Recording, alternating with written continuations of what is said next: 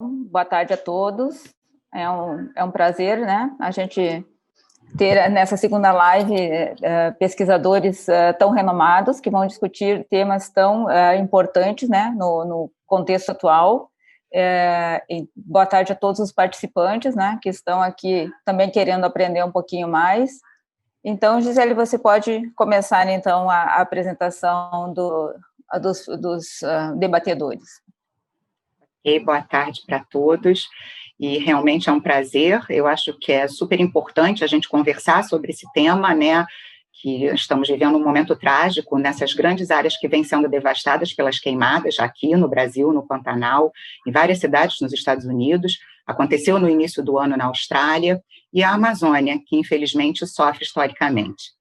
A gente também tem percebido as notícias frequentes sobre áreas sendo devastadas e os nossos índices sendo questionados. Temos imagens impactantes da natureza sofrendo as consequências e, obviamente, impactando nas mudanças climáticas mundiais. Dando sequência, então, ao nosso segundo episódio da série Queimadas, que se iniciou na terça-feira com a professora Adriana Gioda, contextualizando, e convido vocês a visitar o nosso site, a nossa plataforma ECOA, onde o início dessa série vai estar depositada. E a Adriana, então, na terça-feira, contextualizou. E hoje temos 3 grandes apresentações sobre o impacto das queimadas na Amazônia, com o professor Paulo Artacho, na saúde, com o Dr. Paulo Saldiva, e nas cidades, com Ilan Kupperstein. Vou apresentar para vocês e aviso a todos que esse episódio está sendo gravado, vai ser alocado na plataforma ECOA e depois vai virar um podcast. Peço a todos que mantenham as câmeras e os microfones fechados.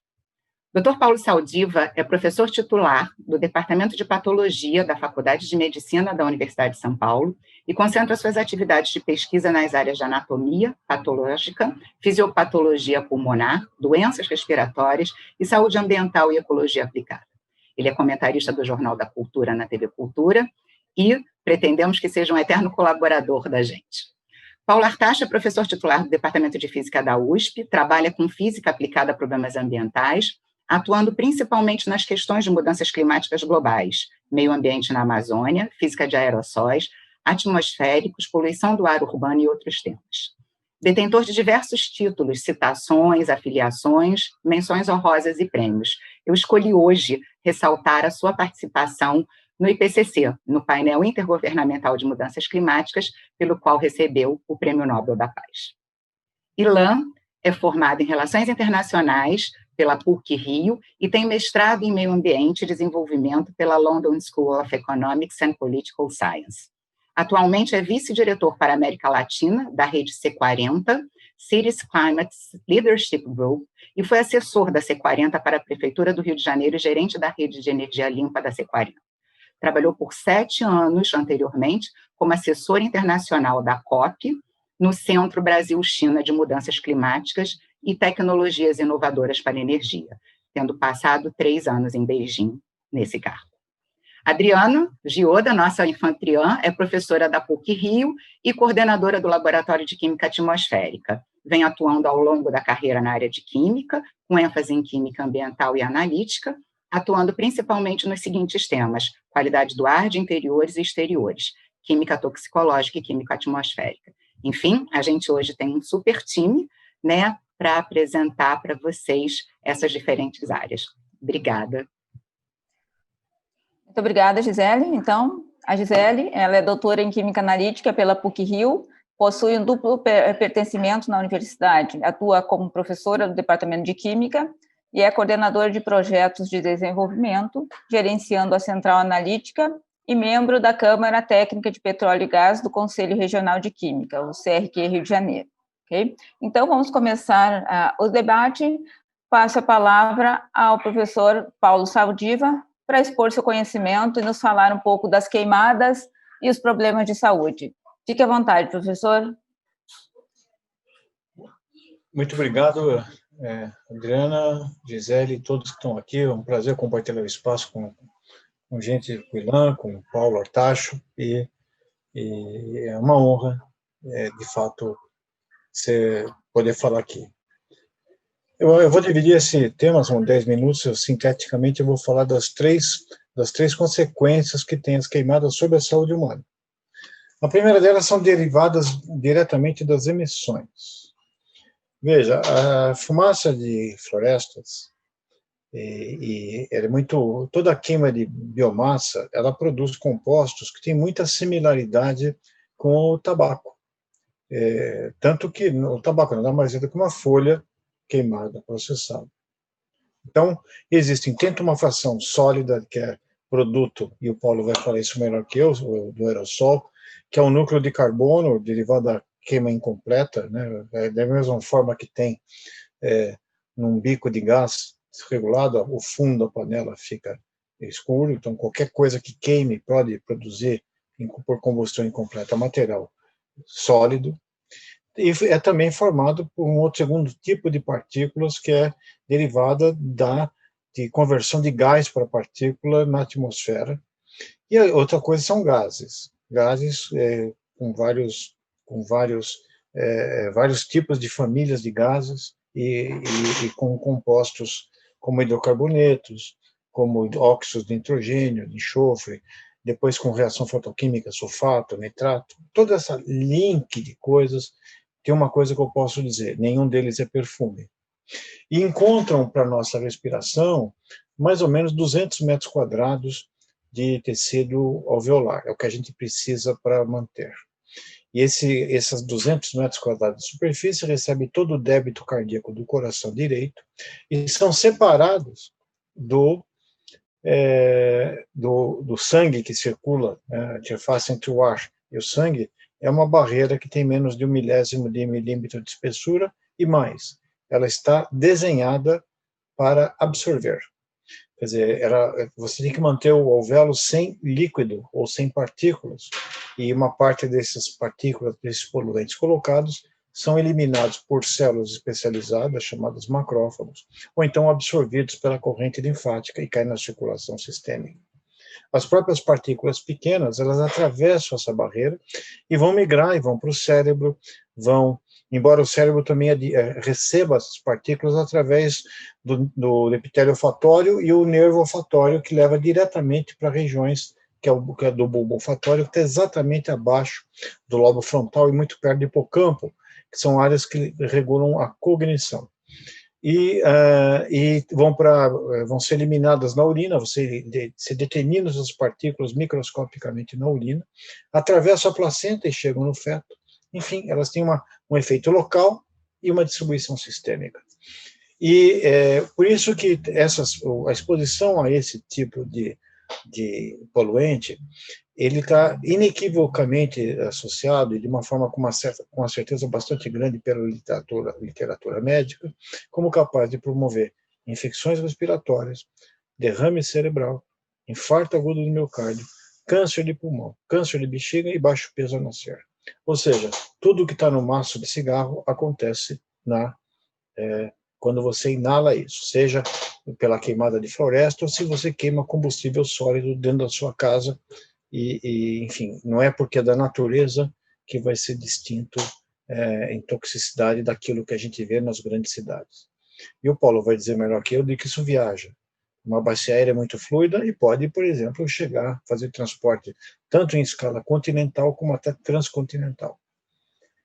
O segundo, e vários estudos, inclusive alguns que eu tive o privilégio de ajudar o grupo do Paulo Artacho e da professora Sandra Reikon, da Fiocruz, no Rio de Janeiro, mostram que as crianças expostas a isso têm taxas de mutação cromossômica, existe internação hospitalar nos períodos de queima de poluição, e os níveis de queima, de poluição atingidos na queima são superiores àqueles encontrados nas áreas, digamos, classicamente consideradas como poluídas, como os grandes centros urbanos. O segundo efeito sobre isso é que quando você tem um desmatamento e existe uma recomposição por um tipo diferente de vegetação, você altera todo o ecossistema e, consequentemente, a primeira consequência disso é o aumento da proliferação de mosquitos. Para muitas das doenças infecciosas, ao contrário, por exemplo, do que está acontecendo com o Covid-19, que a transmissão é interpessoal, elas dependem de um vetor. As arboviroses são exemplos clássicos disso, dengue, zika, chikungunya, e assim como a febre amarela também ela depende de um vetor que vai buscar, às vezes, o vírus na mata e trazer para o nosso convívio, que é a forma silvestre da doença, ou então ela se dissemina com os mosquitos locais urbanos, que é a forma urbana da doença. Toda a região de queimada tem aumento das doenças transmitidas por vetores, todas, impondo uma carga enorme de perdas econômicas e de saúde para aquela população, além daqueles advindos dos efeitos diretos dos poluentes. E o terceiro efeito é sobre a produtividade agrícola. Não só a queimada do solo altera a microbiota das raízes. Ou seja, para você fazer existe um diálogo entre as raízes e bactérias do solo, e também sobre insetos, por exemplo, minhocas, que cavam túneis para oxigenar e para melhorar a permeabilidade do solo. E, em geral, isso leva, além de você perder pela erosão, camadas importantíssimas do solo mais superficial, fazendo um empobrecimento do solo. Então, queimou, você perdeu de um jeito.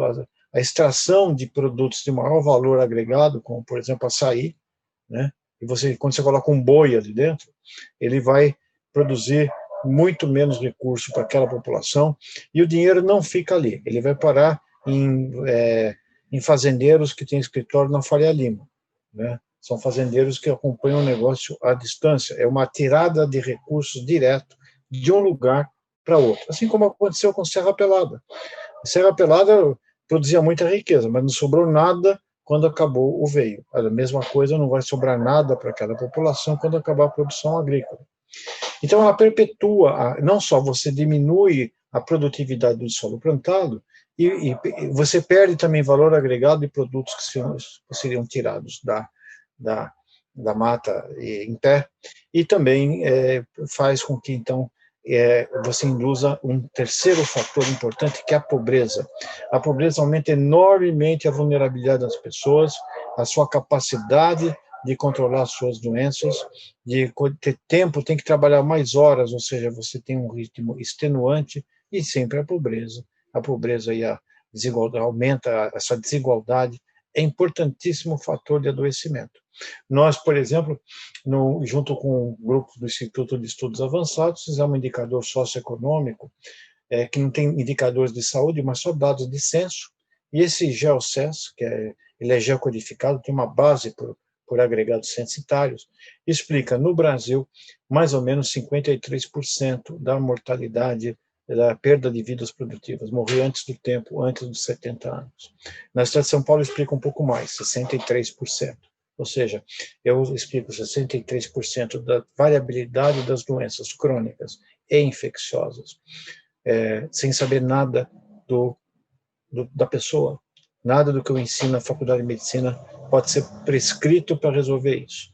Em outras palavras, a queimada ela reforça o conceito de que o código de endereçamento postal é mais importante no nosso país do que o código genético para determinar a sua vulnerabilidade a doenças crônicas e também por vetores.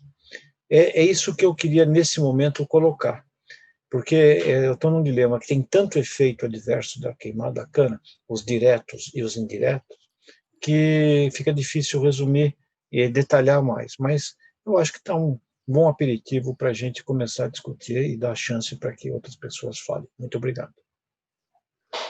Muito obrigado, professor Paulo Saldiva. Então, agora passo a palavra para o professor Paulo Artacho. Boa tarde, boa noite para todo mundo. Pegando o gancho do que o final da fala do professor Paulo Saldiva, de que os efeitos são tão grandes, né, das queimadas como um todo, que fica difícil você, em 10 minutos, reduzir mesmo os principais efeitos. Mas quais são os efeitos dessas queimadas no funcionamento dos ecossistemas e no clima global, né? Bom, no clima global a gente coloca que, olha, as emissões de queimadas de florestas tropicais são responsáveis por 13% de todas as emissões de gás de efeito estufa. 13% é uma fração gigantesca, e não há nenhuma maneira mais barata, mais rápida e mais fácil do que reduzir emissões de gás de efeito estufa do que basicamente diminuindo o desmatamento e as queimadas. Esse é o primeiro ponto importante. O segundo ponto importante é que o desmatamento e as queimadas na Amazônia são atividades criminosas.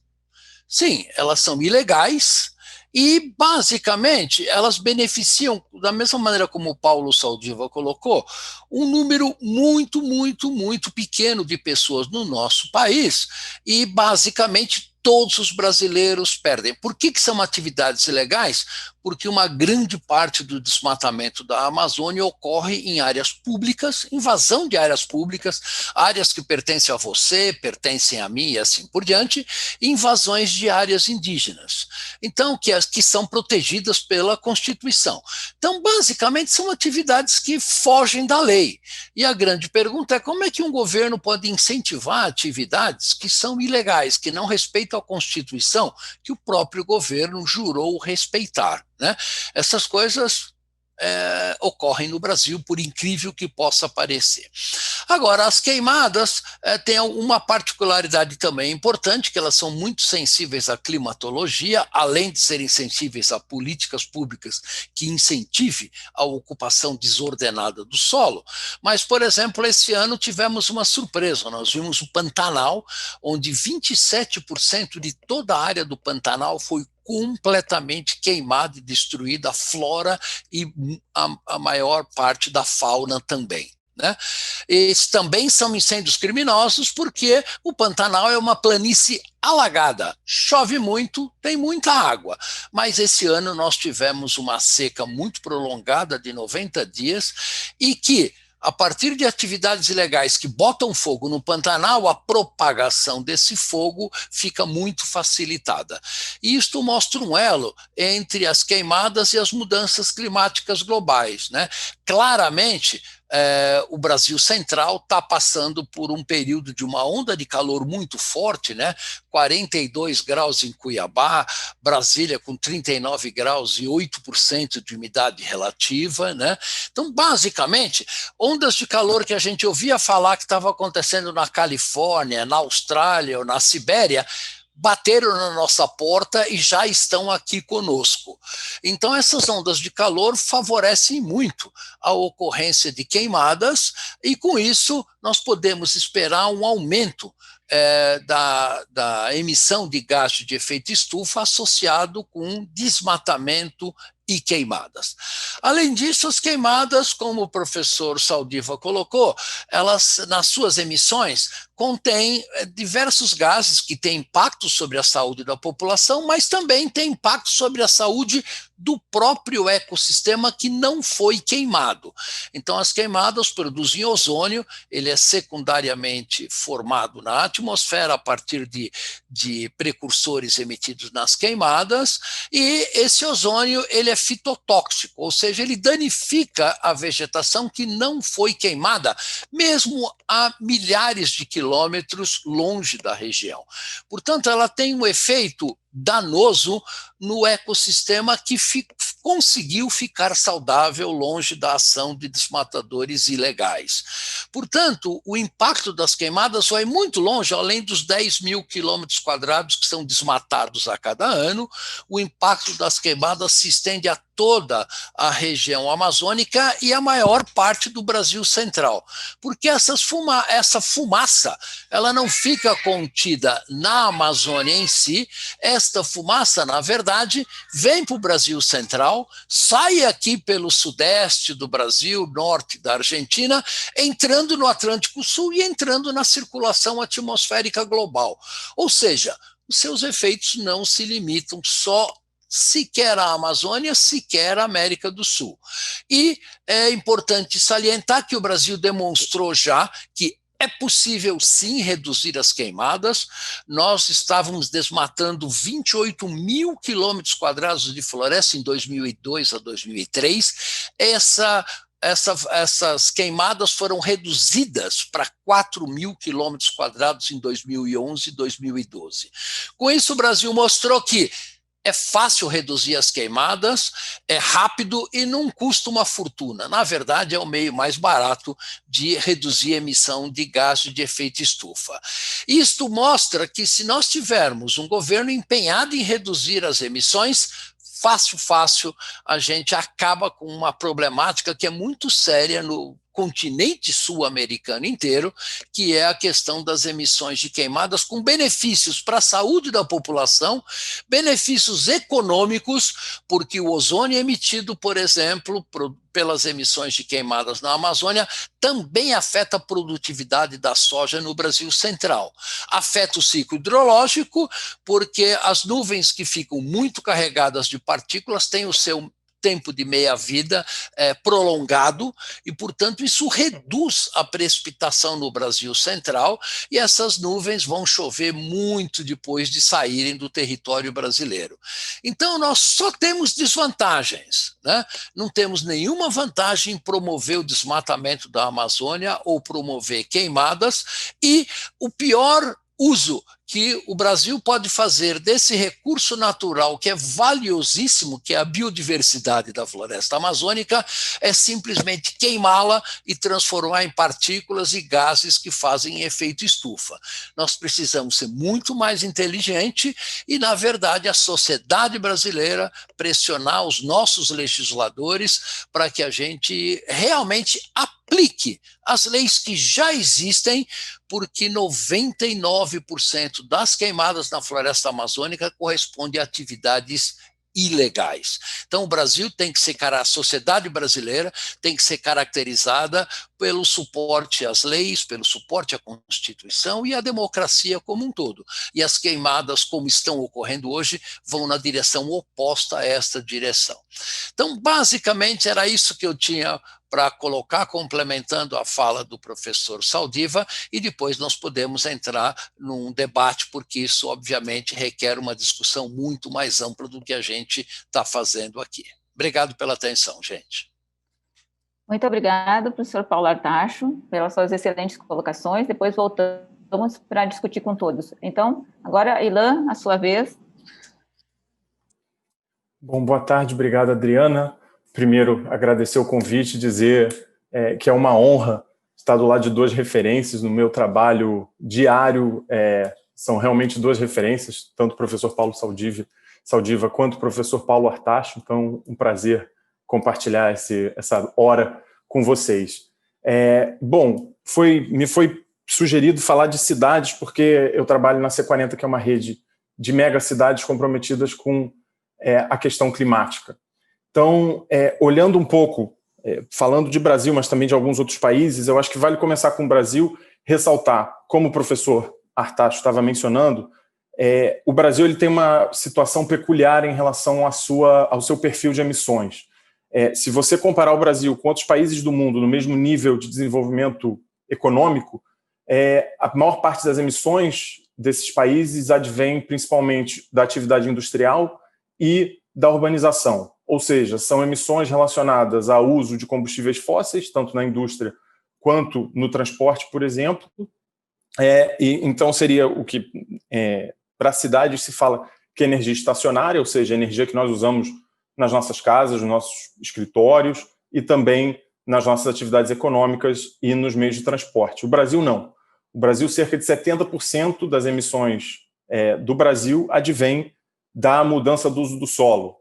Em outras palavras, tudo que tem a ver com o que a gente estava falando, seja desmatamento, a queimada, o uso também muito intenso de agrotóxicos, que também são fontes bastante intensas de gases de efeito estufa.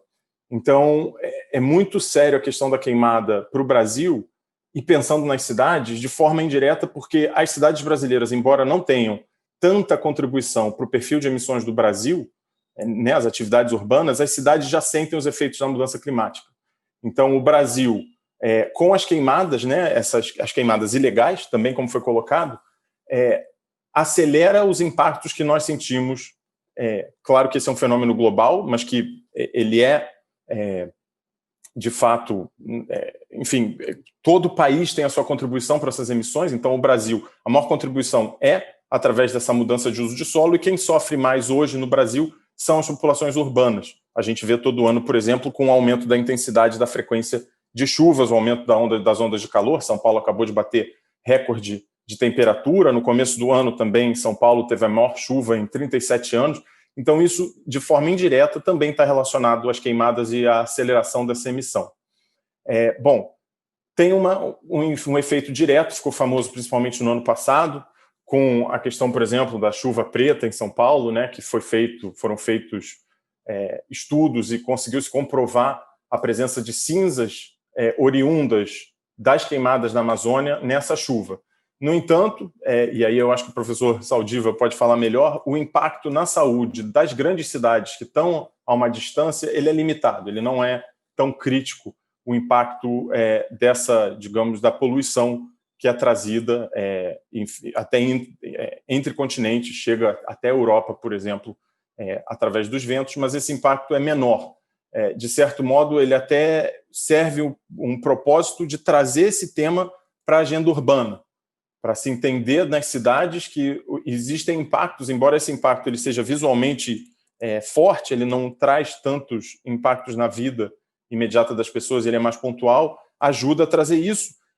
Até porque as cidades brasileiras, se a gente olhar o triângulo entre Sudeste, Sul e Centro-Oeste, onde está mais ou menos 75% da população brasileira, nós vemos os estudos do professor Antônio Nobre, com o conceito de rios voadores, por exemplo, que a vida e a atividade econômica nessa área só é possível por causa da umidade trazida pela floresta amazônica. Então, a umidade produzida nessa região e que vem através também de movimentos de ar para o sul e para o sudeste é que alimenta as bacias hidrográficas dessa região. Se você olhar ao redor do mundo, nessa mesma latitude, a única área densamente povoada nessa latitude é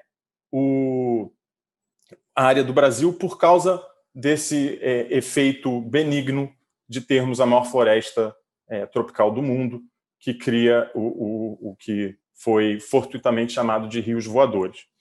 Então, esses são um pouco os impactos nas grandes cidades brasileiras. É claro que nas cidades próximas às queimadas, em Cuiabá, por exemplo, 60% no aumento da ocupação de UPAs por causa das queimadas, aí os efeitos todos que o professor Saldiva mencionou se observam de maneira muito mais alarmante. Existe também, interessante colocar, a relação, inclusive, entre a poluição do ar, que também é afetada pelas queimadas, e a própria mortalidade do Covid. Estudos de Harvard mostram que para cada aumento de de PM 2,5, né? Então material particulado 2,5, para cada aumento de 1 micrograma por metro cúbico, se estima 8% a mais de mortalidade. Então, quando a gente respira um ar poluído, a gente não só agrava problemas respiratórios já existentes, afetando sobretudo crianças e idosos, mas a gente também aumenta essa taxa de mortalidade do vírus do Covid, que ainda falta se descobrir muito, mas a gente já entende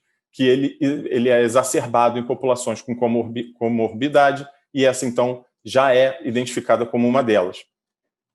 Fora do país, levando em conta, sobretudo, os incêndios, queimadas e os incêndios na Austrália e nos Estados Unidos. Bom, nos Estados Unidos é interessante porque tem algumas diferenças, né? A floresta brasileira ela não pega fogo de maneira natural, é uma floresta úmida, então é um fogo causado por atividades humanas. Na Califórnia, isso não é necessariamente verdade. É claro que existe atividade humana, mas por ser uma floresta mais seca, existe o conceito também que é o de feedback loop, né, das emissões, ou seja, você emite mais gases de efeito estufa, você aumenta a temperatura da Terra e você cria condições para que isso aumente ainda mais exponencialmente. Por quê? Você aumenta a seca nessa região, por exemplo, da Califórnia, diminui as chuvas, já é uma floresta de coníferas, que é uma floresta que é mais propensa a incêndios. Então, quanto mais muda a temperatura, mais chance de se ter mais queimadas nessa região e de exacerbar o efeito num ciclo vicioso perigoso para a vida humana, sobretudo, é claro, uma destruição tremenda da biodiversidade, mas é aquilo que é sempre falado, a ideia da luta contra a crise climática não é salvar o planeta, é salvar as condições mínimas para a existência da vida humana. Então, nesse caso, a Califórnia entra nesse looping que quanto mais se emite, mais se criam as condições para se emitir mais e para ter essa destruição mais rápida. Além disso, também, em florestas mais secas, como o fogo é natural, queimadas naturais são muitas vezes necessárias para o equilíbrio daquele bioma. O que acontece é que desde 1870, que quando tiveram grandes incêndios na Califórnia, o governo começou a tentar controlar qualquer tipo de queimada. Então, até queimadas naturais, uma política de tolerância zero a queimadas, que seria, por exemplo, o que seria apropriado para o Brasil, onde queimadas não são naturais e as florestas são ainda mais frágeis ao fogo. Mas, nesse caso, aumentou ainda mais a propensão dessa região a incêndios e a queimadas. É interessante pensar também que, depois da Segunda Guerra Mundial, isso se intensificou, então, vendo o fogo como um inimigo, principalmente com as imagens. Isso tem estudos mostrando que as imagens da Segunda Guerra influenciaram muito essa política com as imagens das cidades incendiadas, né, de Tóquio, de Hamburgo, por exemplo. Então, de ver o fogo como algo que é um inimigo, é algo que a gente deve evitar, e como quase tudo nas questões ambientais, depende. Então, novamente, na Amazônia isso não é normal e deve ser combatido. Na Califórnia, talvez essa política um pouco extrema pode ter facilitado a própria existência dessas queimadas e desses incêndios. E na Califórnia é seríssimo porque já chega próximo dos centros populacionais. Califórnia é o estado com maior produção econômica dos Estados Unidos, tem cerca de 14%. Não à toa também esses incêndios acontecem ali porque é uma das grandes regiões ainda de floresta. O corredor da costa oeste americana é chamado do corredor esmeraldino, que inclui, na verdade, até o Canadá, né, indo na fronteira do Canadá, ali Vancouver é na mesma linha, mas desde Vancouver, que é a Colômbia Britânica, descendo para o estado de Washington, o estado de Oregon, o estado da Califórnia. Então, realmente tem um corredor verde, que é o corredor que está queimando. Então, um dos últimos corredores verdes realmente de uma magnitude continental nos Estados Unidos é onde está queimando, e está queimando muito. O estado da Califórnia, por exemplo, tem 100 milhões de hectares e se prevê que possa se queimar 5 milhões por ano se não tomarem atitudes drásticas, muitas delas que não estão hoje no poder dos tomadores de decisão, por causa, por exemplo, da seca que assolou a região, mas é uma destruição proporcionalmente muito grande, muito rápida, numa das últimas áreas verdes contíguas dos Estados Unidos. Por exemplo, agora Oregon é o estado onde fica Portland, talvez, né?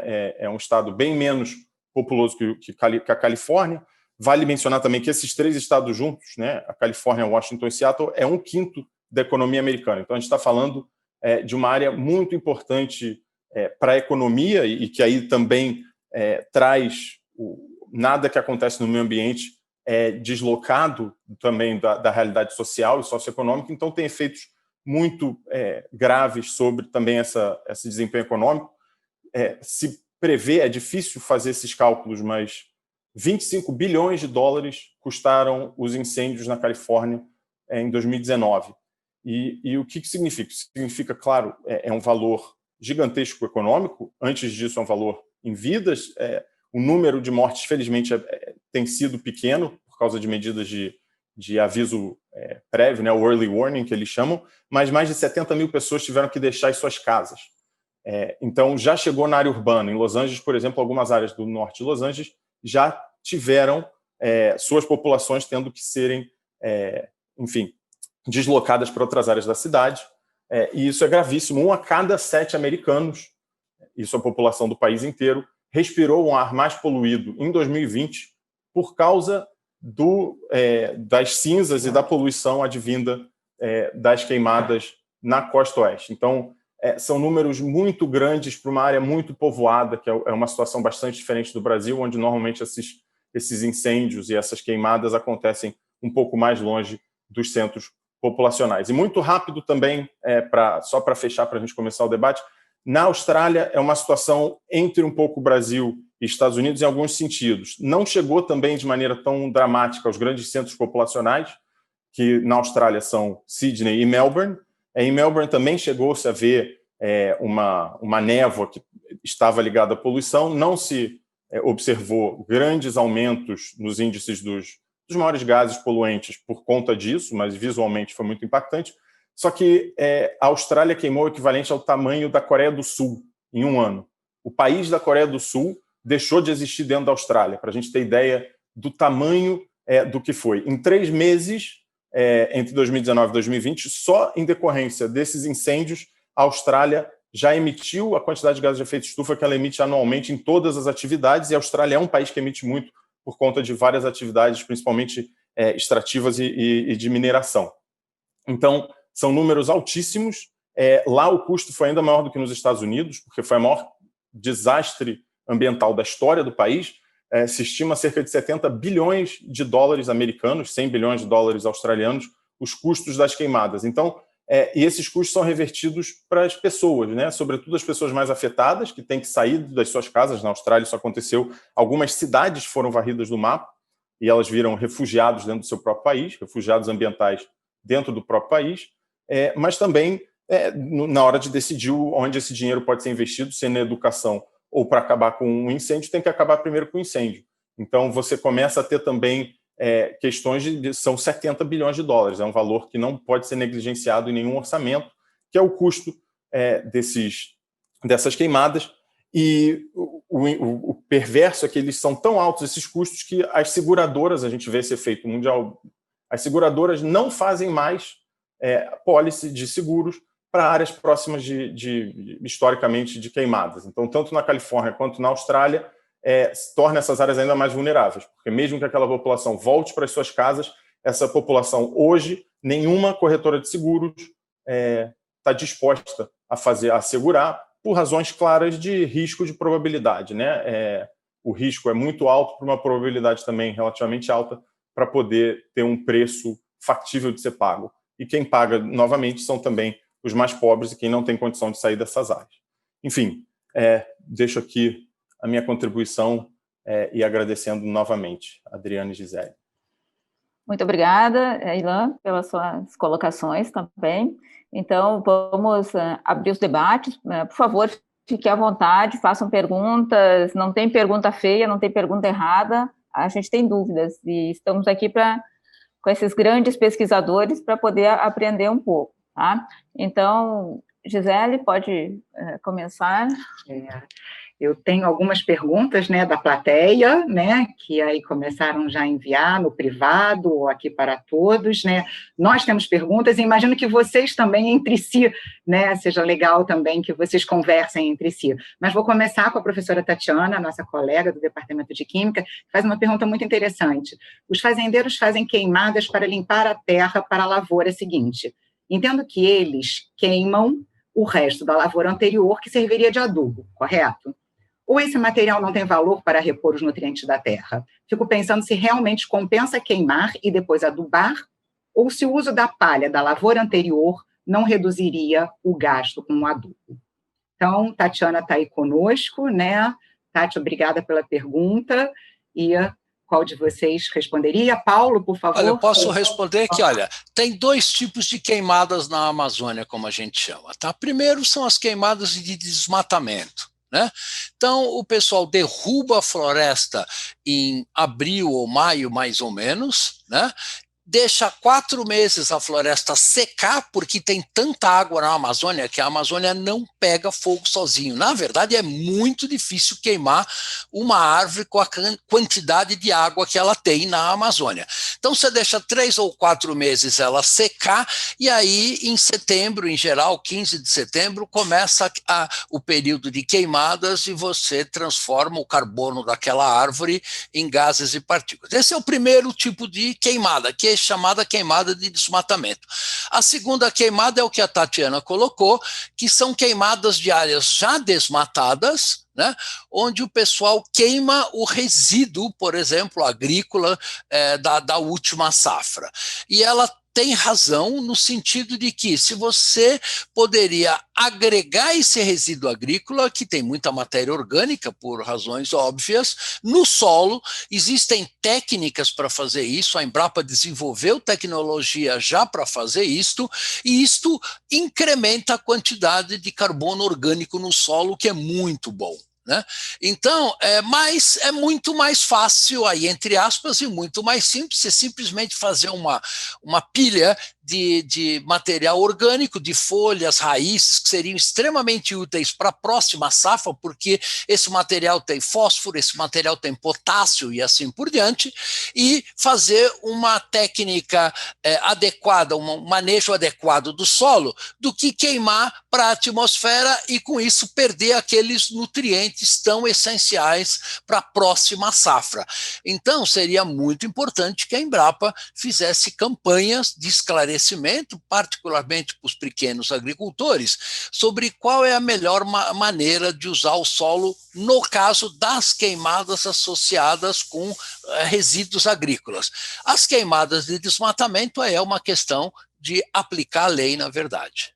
Muito obrigada, Paula. As perguntas estão aí realmente esse tema, e por isso que a gente fez de uma série, né? Então, a gente espera até, de repente, voltar com vocês. Então, aqui no chat, a gente tem agora uma outra pergunta que talvez seja muito interessante também, talvez para o professor Paulo Saldiva. Qual o futuro, então, dessa questão quando gretas estiverem ditando o pensamento no mundo ocidental? Pergunta difícil, né? Carla, vou tentar explicar. Primeiro, que eu não sei, mas eu acho praticamente impossível de prever, porque esses comportamentos, né, por exemplo, a gente sabe o que o SARS-CoV-1 quer fazer. Ele quer invadir uma célula e se multiplicar. Você sabe o que acontece quando queimar a floresta, vai produzir isso, isso, isso, aquilo. Então, tem leis na biologia, na física, na química, na matemática, que pode ser prevista. Se você jogar uma pedra no ar, ela vai cair no chão. Eu sei, tenho certeza disso. O comportamento humano, as boas normas, eles são julgados por princípios morais, por valores éticos, por questões que variam muito. E existe uma esperança só. Nessa pandemia, certos temas como multilateralismo terão que voltar à tona, nem que seja para fazer vacina ou vigilância epidemiológica de casos. No clima não se conseguiu. E por uma coisa simples, que eu acho que o Paulo Artacho falou muito superficialmente na primeira fala dele, porque não é assim que funciona. Essas companhias que estão tacando fogo, ou que estão fazendo desmatamento para destruir a floresta, eu vou comparar com o cigarro, que a gente está falando de cigarro eletrônico. Você acha que as companhias de cigarro não sabiam que aquilo fazia mal? Você acha que, fazendo isso, eles vão falar, bom, me arrependo, vou sair do negócio porque isso está causando mal para as pessoas? Não. E aí, não é assim que funciona o sistema. Então, como existem interesses de grupos poderosos e que ganham dinheiro, e outros que se opõem a ele, você precisa de gestão, de política com P maiúsculo, baseada em princípios e valores e escolhas. Se você for no almoxarifado da política global e perguntar, tem líder em estoque? Olha, está faltando. Então, nós temos uma crise global de liderança e uma profunda e desmesurada sentimento de nacionalismo, onde cada um quer o seu. Em outras palavras, eu vou queimar enquanto puder o combustível fóssil, porque eu não vou estar aqui e eu vou garantir a minha eleição, os empregos e bons indicadores econômicos para que eu fique grudado aqui. E aí, eu acho, tenho agora uma última, eu acho que isso será punido. Eu pensava antigamente que eles seriam punidos naquela conversa por aquele que não se diz o nome e que mora nas profundezas. Eu acho que não, eles não vão ser punidos, eles vão ser tomados como sócios. porque eles infernizaram mais do que qualquer um deles, inclusive se comunicam através de uma rede ligada pela internet, que eu acho que é onde eles conversam e trocam maldades entre a superfície e a profundeza. Obrigada, Paulo. Realmente, assim, a gente fica triste, mas eu continuo acreditando nos jovens e nas Gretas. Vamos seguir, né, nessa juventude, né, e acreditando. E aí eu vou dar a palavra, vou fazer uma pergunta para o nosso jovem, né, Ilan, aí com essa trajetória.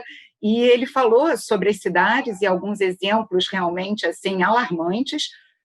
E eu queria, como carioca, perguntar se a gente teve algum evento, porque você falou que, de uma forma geral, a gente não é diretamente afetado, mas a gente lembra que houve um evento recentemente, né, que tenha sido causado comprovadamente pelas queimadas. Você pode citar para a gente, Ilan? Agora estou falando mais como carioca, você deu uns exemplos nacionais, você deu um exemplo realmente, essa história da Califórnia e da Austrália é assustadora, né? E agora, no Rio de Janeiro, aconteceu? Aconteceu recentemente, esse ano mesmo, agora durante a pandemia, porque as queimadas são muito costumazes, né, para algumas atividades, e se fizeram queimadas também, sempre causadas pelos seres humanos, próximas de linhas de transmissão de Furnas. Furnas teve que fechar por 4 vezes algumas linhas de transmissão, existe uma lei que você não pode fazer queimadas, as queimadas, inclusive, são regulamentadas, né, pela lei, que você não pode fazer a 15 metros dessa área de proteção. Foram feitas ou chegaram, porque, enfim, se isso não for feito de forma correta, se perde o controle, e por isso tiveram que fechar por 4 vezes, ano passado foi 1 vez também, e o que Furnas colocou naquele momento é que não houve prejuízo do usuário. Então a gente, por exemplo, que, né, recebe a energia a partir da transmissão e depois da distribuição, não teve prejuízo, mas que chegou próximo e que é um risco no momento em que energia, por exemplo, para hospitais era crucial. Então cria um risco para a infraestrutura, aí uma infraestrutura urbana que se torna ainda mais necessária no momento de pandemia, de uma crise sanitária, que podia ser ainda mais agravada por queimadas a um nível local e menor, né? Essas queimadas foram pequenas, mas elas têm um impacto local também que é muito grave, ainda mais se forem feitas de uma maneira que não há controle.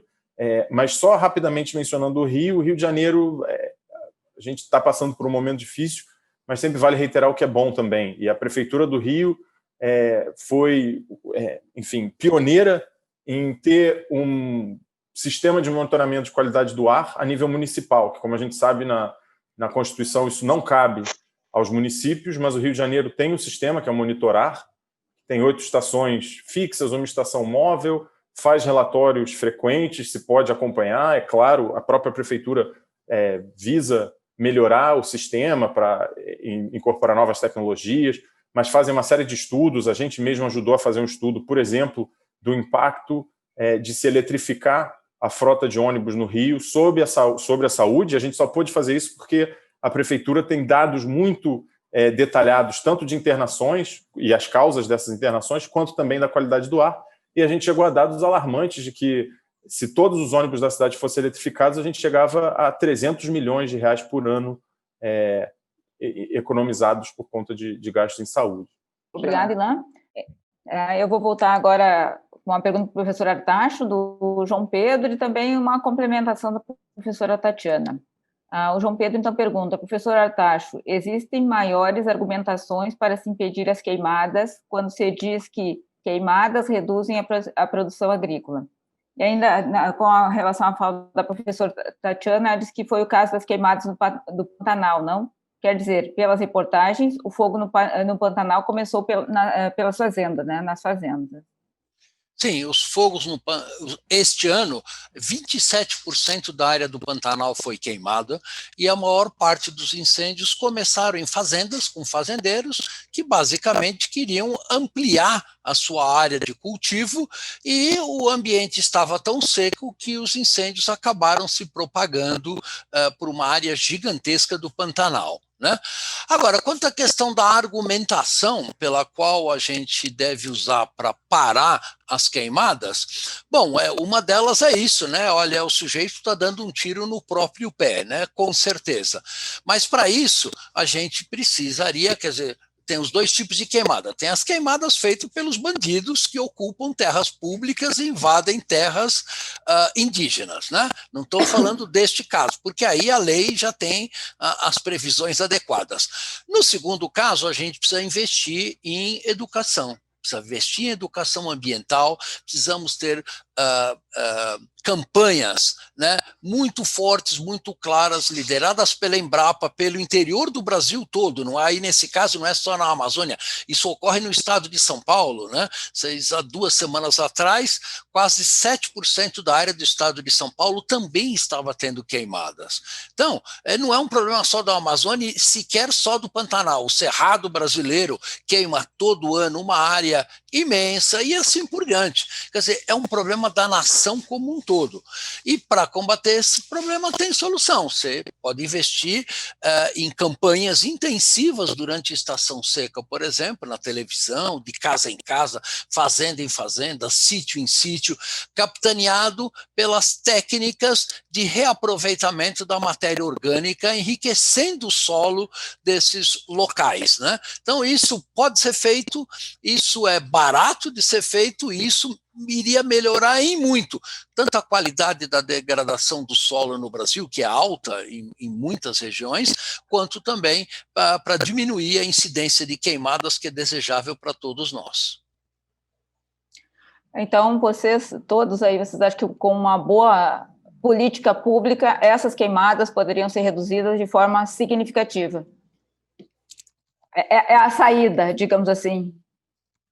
Sim, não há a menor dúvida que o que falta não é tecnologia, não é ciência, nem é leis, é realmente ter governos que não incentive atividades ilegais na Amazônia, ter políticas públicas que auxiliem na preservação dos biomas brasileiros, que é do interesse da maior parte da população. A maior parte da população brasileira é contra as queimadas da Amazônia, é contra a destruição dos biomas, como o atual governo está fazendo, né? Isso não tem apoio popular, é importante a gente salientar essa questão. Agora, você precisa de uma organizações sociais muito fortes para pressionar o governo e, ao mesmo tempo, organizações não governamentais que auxiliem transferindo tecnologia para a população rural da região amazônica sobre melhores práticas de uso do solo. Isso é possível, isso tem efeito, agora precisa ser feito numa escala muito maior do que é feito atualmente. Obrigado, Paulo. Eu tenho uma curiosidade. Você trabalha na Amazônia desde a década de 80, né? Finais da década de 80. Visualmente, você consegue ter percepção de que tudo está muito mudado? Regime de chuvas, maior... Eu trabalho na Amazônia, Adriana, desde 1975, tá? Quando eu fiz meu mestrado. Veja bem, sabe quanto da área da Amazônia estava devastada em 1975? 0,5%. Quando a gente imagina de queimadas e devastação da Amazônia, a gente acha que isso sempre ocorreu. Mentira. Na verdade, é um fenômeno muito recente. Em 1988, o MAP Biomas acabou de soltar um resultado de que em 1988, há 30 anos atrás, 40 anos atrás, só 6% da floresta amazônica estava devastada. E hoje nós temos 19% da floresta. Então veja que isso é um fenômeno muito, muito recente, né? E a grande briga é a gente começar a reduzir o desmatamento, porque hoje ele está crescendo, hoje é 10.500 km² por ano. Em 2019, neste ano, o desmatamento vai ser em torno de 13.000 km², aumentar 30% em relação ao ano passado, que já era um aumento de 25% em relação ao ano anterior. Então, a sociedade brasileira tem que fazer uma escolha, né? Vamos parar de destruir os nossos ecossistemas e ser muito mais inteligente na aplicação dos nossos recursos. Muito obrigada. O professor...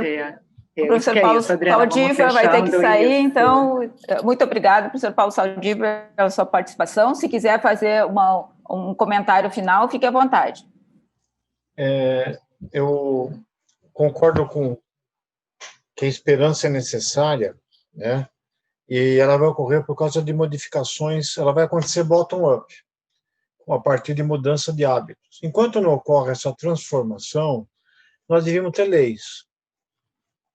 leis que segurassem um pouco essa cultura de fogo que é desde tempos coloniais do Brasil que a gente põe fogo no Brasil. Então, não é que não seja possível, eu não queria passar a ninguém as frustrações da minha geração. Eu gostaria que essa geração de pessoal mais novo fizesse as próprias.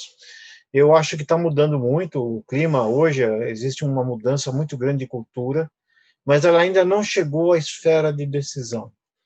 Portanto, se a gente não tiver leis que deem tempo para que essa mudança cultural ocorra, nós vamos continuar queimando a Amazônia. Um abraço, foi um privilégio estar aqui, eu agradeço do fundo do coração. Muito obrigado. Muito obrigada, professor. Ilan, você quer falar um pouquinho, para terminar também, nos despedir? Paulo, depois fecha. Agradecer o convite e trazendo de novo para o tema da questão das cidades, que também é nas cidades que essa juventude está mais ativa, né? Então, tem que chegar, a gente não pode esperar uma geração para as gretas poderem chegar ao poder. Então, realmente, a gente precisa de todo apoio agora, a gente tem eleições chegando, então, olhem o que os seus candidatos falam sobre a questão ambiental, a gente sabe que são eleições municipais, mas a questão ambiental, ela vive aonde tiver a vida, existe uma política ambiental, e tudo que a gente faz tem um impacto climático, tudo, a forma que a gente decide se movimentar, o que a gente come, a atividade econômica, a nossa relação com a cidade. Então, aproveitar. A gente tem um momento chave agora, daqui a um mês e pouco, né? Daqui a 5, 6 semanas, já para ter um impacto imediato. Às vezes parece muito grande, é algo muito global, mas passo a passo e vamos acelerar essa mudança para essas gretas. E também Paulos Artachos, né? Não é só a juventude que traz as referências, a juventude também precisa de referências para poder chegar nas esferas realmente de tomada de decisão. Obrigada. Obrigada. Paulo quer se despedir? Pegando o gancho que o Ilan falou, é sempre importante lembrar do seguinte, gente, 80% da população brasileira vive em cidades. Portanto, se a gente não resolver o problema de achar uma maneira de fazer as nossas cidades mais sustentáveis, esquece. Não vai existir Brasil sustentável e não vai existir planeta sustentável. E quando as pessoas me perguntam o que eu posso fazer contra a questão das mudanças climáticas, olha, eu ando de bicicleta, eu como carne, eu não como carne, e assim por diante. Eu digo, olha, super legal você andar de bicicleta, não comer carne, isso vai fazer muito bem para a sua saúde, mas isso é inútil. Isso é inútil por quê? Porque se numa cidade que nem São Paulo, com 20 milhões de habitantes, se você fizer isso e os outros 19.999 continuarem andando com seus carros, a sua contribuição, desculpa dizer, não funciona muito. O que é que funciona? Eleger representantes que sejam alinhados com os interesses da população, não alinhados com os interesses do agronegócio ou de ruralistas ou coisas desse tipo. Hoje, esta é a maneira mais eficiente que você pode contribuir para, na verdade, reduzir as queimadas na Amazônia e reduzir, na verdade, a destruição dos ecossistemas no Brasil, que está em pleno curso. Então, vote olhando a plataforma cuidadosa dos seus candidatos, e com isso a gente pode tentar construir um Brasil melhor, porque atualmente o caminho que a gente está traçando não vai ser muito favorável para as próximas gerações, com certeza. Obrigado pela atenção e, gente, obrigado pelo convite. Agradeço muito. Muito obrigado, Paulo. Muito obrigada, Ilan, Gisele, e a todos que nos acompanharam aqui nesse momento importante dessa discussão. Então, uma ótima noite a todos, e lembrando que essa nossa live vai ficar gravada, né? E quem perdeu pode passar para os demais quer dizer, quem assistiu pode passar para os demais que perderam, tá? Então, boa noite a todos e muito, muito, muito obrigada. Obrigada, gente. Boa noite. Boa noite, gente. Tchau, tchau.